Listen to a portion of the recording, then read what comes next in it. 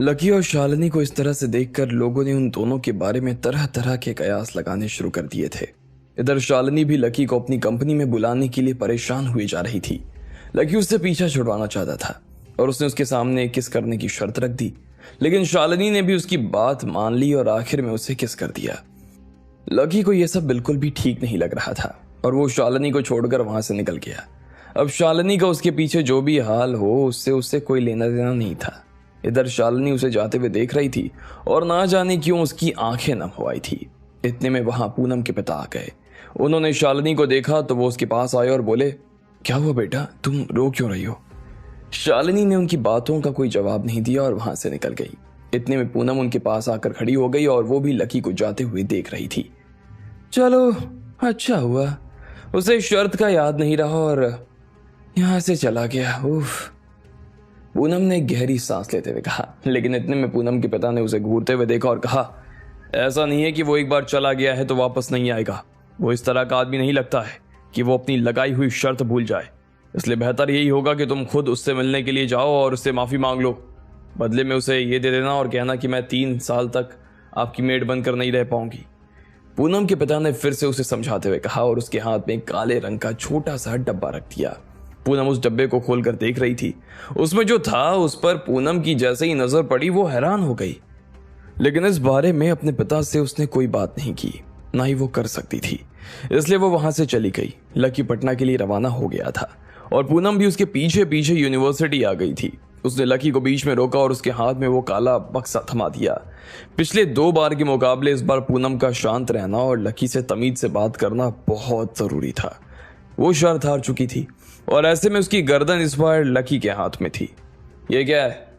Lucky ने उसकी तरफ देखते हुए पूछा। ये मेरे पापा ने तुम्हारे लिए भेजा है। साथ में उन्होंने कहा है कि मैंने तुमसे शर्त लगाकर गलती की है और मुझे तुमसे शर्त नहीं लगानी चाहिए थी।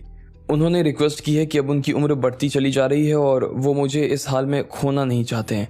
मैं अभी 3 साल तक अपनी डॉक्टरी छोड़कर तुम्हारी मेड बनकर नहीं रह सकती हूँ, इसलिए मैं तुम्हें अपना ये घर उस शर्त के बदले में देना चाहती हूँ। तुम इसे ले लो और मुझे छोड़ दो। मेरे पापा ने हमेशा अपनी लाइफ में वही किया जो उन्होंने कहा। ऐसे में उनके लिए आदमी को उसका इनाम जरूर मिलना चाहिए, इसलिए वो तुम्हें ये देना चाहते हैं। पूनम ने कहा और लकी की तरफ देखने लगी। लकी जब यहाँ आया था तो वो इस शर्त के बारे में भूल ही गया था। उसने जोश जोश में पूनम से शर्त लगाई जरूर थी, लेकिन वो सिर्फ इसलिए क्योंकि वो उस आदमी को ठीक करना चाहता था और उसे पता था कि पूनम इस काम में अड़ंगा लगा सकती है। लेकिन अब जब पूनम सामने से ही उसके सामने आ गई तो उसे बड़ी हैरानी हो रही थी। अब तुम यहाँ आ गए हो तो पापा का कहना है कि ये कॉटेज तुम्हें मिल जाना चाहिए, पूनम ने कहा। उसका चेहरा काफी उदास नजर आ रहा था और उसी तरह से उसने कॉटेज की तरफ इशारा किया और कहा, आज से तुम इस कॉटेज के मालिक हो। यह सुनते ही लकी ने अपना सिर पीट लिया। सच में पूनम और उसके पिता तो बहुत ही आगे बढ़ गए थे। वो कुछ ज्यादा ही आगे का सोच रहे थे। उसने पूनम को वो डब्बा वापस किया और कहा, मैंने तुमसे जो शर्त लगाई थी वो सिर्फ एक मजाक था, उससे ज्यादा सीरियसली लेने की जरूरत नहीं है। और रही बात इस कॉटेज की तो इसे तुम ही रखो, मुझे इसकी कोई जरूरत नहीं है, लकी ने कहा। वैसे भी उसने मेडिकल वालों के कॉटेज देखे हुए थे। उनमें जाते ही उसे ऐसा लगता है जैसे वो किसी हॉस्पिटल में आ गया है। उसे ऐसे हॉस्पिटल में रहने का कोई शौक नहीं था। वो वैसे भी अपने लिए एक बढ़िया सा घर बनवाने की सोच रहा था। मेरे पापा ने कहा है कि वो शर्त हार गए हैं और ऐसे में हमारी तरफ से तुम्हें ये एक्सेप्ट करना ही पड़ेगा। ये कॉटेज तो तुम्हें लेना ही पड़ेगा लकी। अगर तुमने ये नहीं लिया तो कल को मेरे पापा को बुरा लगना शुरू हो जाएगा। उन्हें ऐसा लगेगा कि वो अपनी ही दी हुई जुबान से मुकर गए हैं और इस वजह से वो कभी किसी के सामने सिर उठाकर नहीं चल पाएंगे लकी। अगर उनकी इज्जत उनकी ही नजरों में गिर गई तो फिर चाहे कोई भी कितना भी कोशिश कर ले, लेकिन वो ठीक नहीं हो पाएंगे और इसका असर उनकी प्रैक्टिस पर भी आना शुरू हो जाएगा। इसलिए प्लीज इसे एक्सेप्ट कर लो, पूनम ने कहा। लकी को ऐसा लग रहा था कि अब उसके पास में कोई चारा नहीं रह गया था। उसे समझ नहीं आ रहा था कि आखिर वो ही क्यों इस तरह की उलझनों में घिर जाया करता था। यार तुम्हारे पापा कोई छोटे बच्चे हैं क्या? कहाँ है वो? मुझे बताओ, मैं खुद ही जाकर उनसे बात कराऊंगा, लकी ने कहा। वो सच में पूनम को तो सबक सिखाना चाहता था, लेकिन उसमें उसके पापा के शामिल हो जाने की वजह से उसे कुछ ठीक नहीं लग रहा था। वो उसके पापा की बहुत इज्जत करता था। मेरे पापा यहाँ नहीं है, उन्हें किसी मीटिंग के लिए बाहर जाना था, इसलिए वो बाहर चले गए। अब वो कब वापस आएंगे इसके बारे में मुझे कोई जानकारी नहीं है और ना ही कुछ कहा जा सकता है। हो सकता है 15 दिन हो जाए, हो सकता है 1 महीना भी हो जाए। और वैसे भी वापस आने के बाद भी उनसे इस बारे में बात करने का कोई फायदा नहीं है लकी। वो आएंगे और उन्हें पता चलेगा कि तुमने कॉटेज नहीं लिया है तो वो सीधा मुझे तुम्हारे घर पर 3 साल के लिए मेड बनाकर भेज देंगे और मैं भी उन्हें मना नहीं कर पाऊंगी, इसलिए प्लीज इसे ले लो। पूनम ने कहा और लकी से नजर चुरा कर दूसरी तरफ देखने लगी। इसके बाद वो चोर नजरों से लकी को देख रही थी। उसने जो भी कहा था लकी उसके ऊपर बहुत ही गहराई से सोच रहा था। उसके चेहरे को देखकर पूनम को ऐसा लग रहा था जैसे वो शायद उसे मेड बनाकर अपने घर में बुला भी सकता था। जैसे ही पूनम को इस बात का शक हुआ उसने लकी के सामने अपने दोनों हाथ जोड़ लिए और गिड़गिड़ाते हुए बोली, लकी प्लीज मेरी बात समझने की कोशिश करो यार, मैं एक डॉक्टर हूँ, एक पढ़ी लिखी डॉक्टर। मैं तुम्हारे घर पर बर्तन धोने का और फर्श साफ करने का काम नहीं कर सकती हूँ, प्लीज। मैंने तो ये भी सुना है कि कुछ लोग अपनी मेड के साथ ही बिस्तर भी शेयर करते हैं। मैं तुम्हारे साथ वो सब नहीं कर सकती हूँ लकी, प्लीज प्लीज। लकी को उसकी बातें सुनकर सच में सिर दर्द हो रहा था। पता नहीं ये लड़की क्या क्या बोले जा रही थी। लकी खुद इससे बर्तन नहीं धुलवाना चाहता था और ना ही अपने बिस्तर पे बुलाना चाहता था। वो कहने को भले ही डॉक्टर थी लेकिन दिमाग से वो अभी भी एक छोटी बच्ची ही थी। पहले तो लकी फिर भी उसे नौकर रखने के बारे में सोच रहा था, लेकिन बाद में उसे समझ आया कि ऐसे बेवकूफ नौकर को रखने से उसका अपना ही काम और ज्यादा बढ़ जाने वाला था। लकी बस अपना सिर पकड़कर उसके सामने खड़ा हुआ था और उसे कुछ भी समझ नहीं आ रहा था कि उसे क्या करना चाहिए। लकी प्लीज इस कॉटेज को ले लो ना, मेरे पापा ने मुझे साफ शब्दों में कहा है कि तुम्हें मुझसे या इस कॉटेज में से किसी एक को तो चुनना ही चुनना होगा। तुम्हारे पास में अभी कोई चारा नहीं, इसलिए प्लीज अब तुम मेरे साथ रहना चाहते हो या इस कॉटेज को रखना चाहते हो ये तुम्हारे ऊपर है। मुझे साथ रखने से तो तुम्हें कोई फायदा नहीं होगा, लेकिन इस कॉटेज के साथ में तुम बहुत कुछ कर सकते हो, पूनम ने कहा। लकी के पास इन फालतू चीजों को देने के लिए जरा भी टाइम नहीं था, इसलिए उसने चुपचाप कॉटेज के कागज ले लिए। पूनम लकी को अपने साथ वहां ले गई। उन्होंने वहां पर एक छोटा सा हॉस्पिटल बनाया हुआ था। यहाँ पर 3 माले हैं। हम सबसे ऊपर वाले माले पर रहा करते थे। नीचे वाला हिस्सा और बीच वाला हिस्सा क्लिनिक की तरह इस्तेमाल किया जाता था। यहाँ का सारा स्टाफ भी तुम्हारे साथ ही रहने वाला है। यहाँ एक दिन में कम से कम 100 लोग जरूर आया करते थे और हर आदमी का एवरेज कॉस्ट 1000 रुपए के आसपास बैठता था, इसलिए सब कुछ जोड़ घटाकर भी ना तुम आराम से यहाँ 10 लाख रुपए महीना तो कमा ही सकते हो।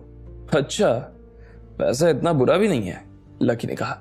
ये पैसा तो बस ऐसे ही आ जाया करता था, लेकिन मेरे पापा का असली ध्यान तो बस गरीब परिवारों की तरफ ही झुका रहता था।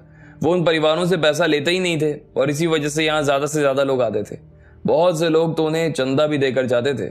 बाकी पापा को पैसे कमाने होते तो वो महीने में 1 या 2 दिन किसी बड़े हॉस्पिटल में पेशेंट देखने चले जाते थे और फिर वहां से अच्छा प्रॉफिट लेकर आते थे, पूनम ने कहा। वो अपने पिता के बारे में बहुत ही गर्व के साथ बता रही थी। शायद वो अपने पिता को बहुत पसंद किया करती थी। लकी भी समझ गया था कि वो पटना के बहुत बड़े डॉक्टर थे और उनका काम सच में शानदार था। वैसे उनके यहाँ नहीं होने पर ना एक और डॉक्टर बैठते थे, डॉक्टर अंसारी। वो यहाँ के मैनेजर हैं, तो हमारे यहाँ से जाने के बाद भी डॉक्टर अंसारी तुम्हारे साथ रहेंगे और यहाँ का सारा मैनेजमेंट वो देखते रहेंगे। लेकिन तुम चाहो तो उन्हें हटा भी सकते हो, एज योर विश। अब तो सब तुम्हारा ही है, तुम जैसे चाहो इसे चला सकते हो, पूनम ने कहा। लकी के इस कॉटेज को एक्सेप्ट कर लेने के बाद उसके दिल में सच में काफी तसल्ली हो गई थी। उसे पता था कि अब उसे चिंता करने की कोई जरूरत नहीं थी। चलो आओ, मैं जरा तुम्हें अब सब लोगों से मिलवा देती हूँ, पूनम ने लकी से कहा और उसे एक तरफ ले जाने लगी। भले ही वहां दरवाजे पर बहुत सारे मरीज इंतजार कर रहे थे, लेकिन वहां का दरवाजा तय वक्त पर ही खुला करता था। वक्त से पहले वहां पर किसी को भी एंट्री नहीं दी जाती थी और वक्त से पहले डॉक्टर भी अपना काम शुरू नहीं करते थे, इसलिए वहां का सारा स्टाफ आपस में बातचीत करने में लगा हुआ था। भले ही पूनम के पापा को पैसों की कोई कमी नहीं थी, ना ही उससे कोई लेना देना था, लेकिन फिर भी वहां जो डॉक्टर काम कर रहे थे उन लोगों को पैसे से अच्छा मतलब था। वो वहां से पेशेंट को अपने अपने क्लिनिक पर शिफ्ट करने के बारे में सोच रहे थे ताकि वो आराम से मोटा पैसा बना सके। उन्हें हॉस्पिटल की जरा भी परवाह नहीं थी। पूनम ने जब लकी को उनसे मिलवाना चाहा तो उसने कहा, जरा जल्दी करो, मेरे पास टाइम नहीं है, प्लीज आप सब शांत हो जाओ। इतने में पूनम ने सभी लोगों से कहा, लेकिन पूनम की बात कोई सुन ही नहीं रहा था। हर कोई अपनी ही बातों में लगा हुआ था। असल में वो सभी वीकेंड पर पार्टी करने के लिए जाने वाले थे और उसी के बारे में सब एक दूसरे से बातें कर रहे थे। पूनम ने फिर से उन लोगों से कहा, प्लीज आप सब शांत हो जाइए, मैं आपको किसी से मिलवाना। इससे पहले कि पूनम अपनी बात को पूरा कर पाती, किसी ने बीच में कहा, अरे किससे मिलवाना चाहती हो पूनम जी? वो एक महिला डॉक्टर थी और पूनम से बड़ी लग रही थी। उसने लगभग पूनम को डांटते हुए कहा, हम लोग कुछ जरूरी बातें कर रहे हैं और तुम इस वक्त यहाँ क्या कर रही हो? हमें सर ने बोला हुआ है तुम्हें इंटर्न की तरह ही ट्रीट किया जाए और तुम हमारे काम में दखल नहीं दे सकती हो। इसलिए ये जो तुम्हारा असिस्टेंट है, तुम इसे अपने साथ लेकर काउंटर पर जाओ और वहीं से काम समझाना शुरू करो। वो लोग लकी को पूनम का असिस्टेंट समझ रहे थे और फिर घड़ी में देखने लगे। उनके जाने का टाइम हो गया था, इसलिए उसने जाते हुए पूनम से कहा, देखो हम जा रहे हैं, तुम अच्छे से काम देखना, टेस्ट की रीडिंग लेने में कोई गलती नहीं होनी चाहिए, याद है ना। पूनम को वो डॉक्टर कुछ कहने का मौका ही नहीं दे रही थी। बाकी डॉक्टर भी उसे हीन भावना से ही देख रहे थे। अब आगे क्या होने वाला था, कैसा इंट्रोडक्शन देने वाला था लकी अपने आप का, क्या हश्र करने वाला था लकी इन लोगों का। आपको क्या लगता है, क्या होंगे इन सभी सवालों के जवाब? कमेंट बॉक्स में कमेंट करके हमें जरूर बताएं और सभी सवालों के जवाब को जानने के लिए सुनते रहिए इंस्टा मिलियनेयर सिर्फ पॉकेट एफएम पर।